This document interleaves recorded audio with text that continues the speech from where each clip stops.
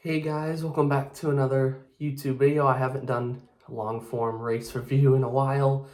I think Martinsville last year was my last one, so I was just waiting to get a mic, but I haven't gotten one, so I just woke up here at my grandma's house, but wanted to make this video. Planning on making it yesterday, didn't have the time. Uh, let's just, I haven't done a race review in a while. I'm meant to do it every week, it's just with school. It's just a struggle on how to make videos and find time to, so I'm apologizing for not making a lot of videos. But we're going to talk about Miami. Kyle Larson wins. That's no surpriser. I picked him to win all three races. It's just, he's good there. And you can't blame Alex Bowman for trying at the end of that race, running the Larson line, because it's very hard to beat the best at their own game. So Bowman got in the wall, Larson got past, and Larson went on to win. So Larson won, but I want to talk about my favorite driver, Chase Elliott. Not in a good way. Homestead sucked.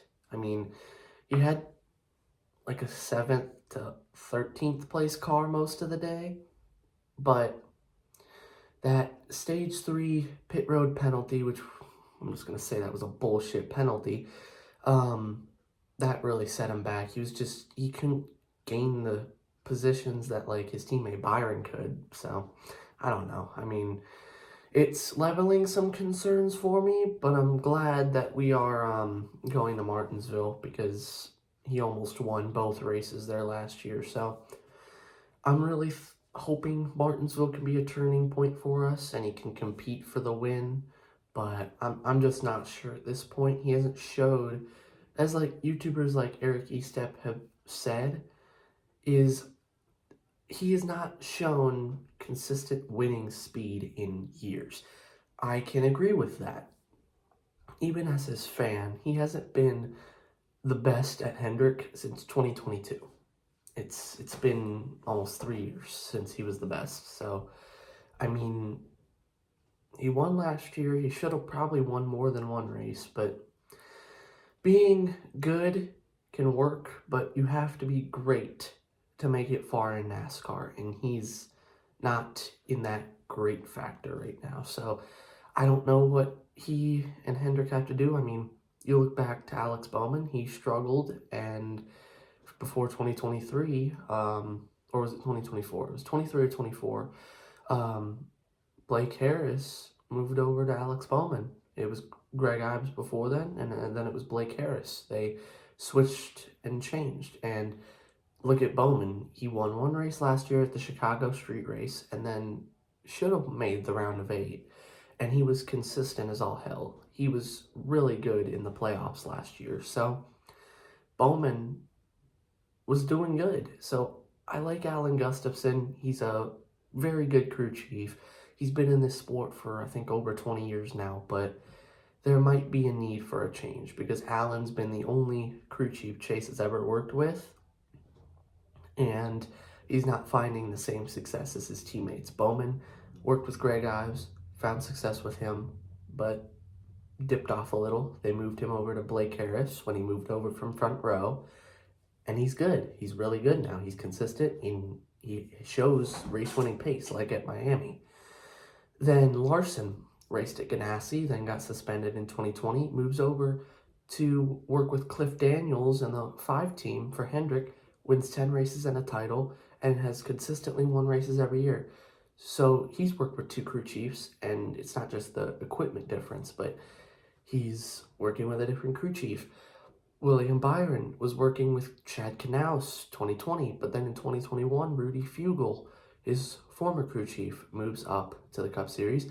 Look at the success he's had. He ran really well in 2022. He ran really well in 23. Was the championship favorite in 2023. And then 2024 didn't show the exact same pace as 23, but was still really good. So I don't really know what needs to happen on the 9 team, but the pit crew's good. The driver is good.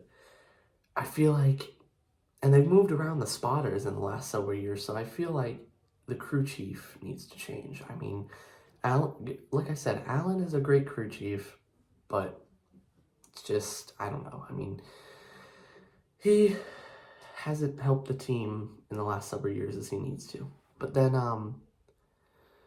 Nashville Fairgrounds Speedway, just 11 minutes outside actual Nashville, Tennessee, might be closing because there's been some talks with this one, I forget his name already because he's such an ass, but he works with the soccer club in Nashville, and he says that if NASCAR were to come there, that it would completely take away from the soccer club, which, let me put something into your brain. This is America, buddy. No one gives a shit about soccer.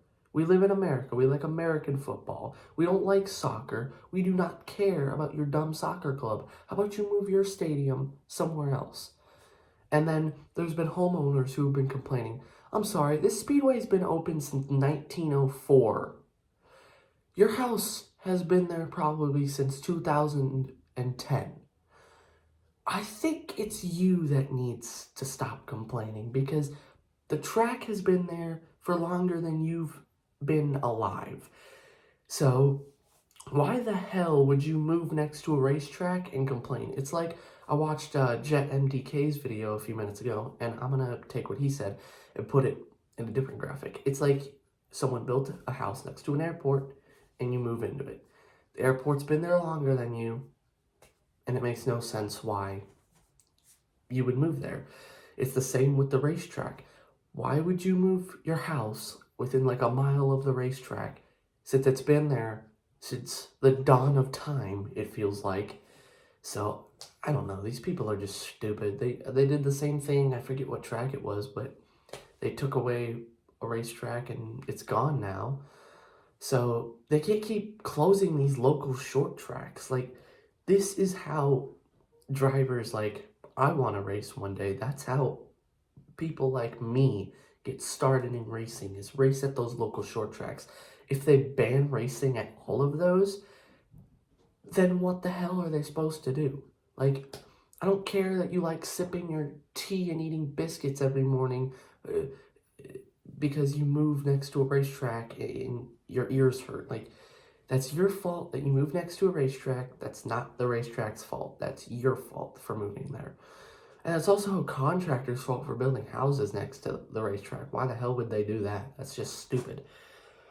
But I'm not going to ramble on and on any longer. I'm not going to keep you waiting because I got to go eat breakfast. So we're going to prepare for Martinsville this weekend. I know I didn't have any power rankings on hand, so I'd have to think a lot longer, but I'm not going to.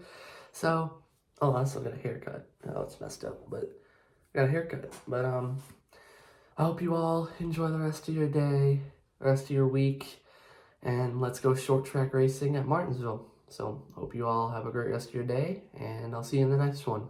Peace.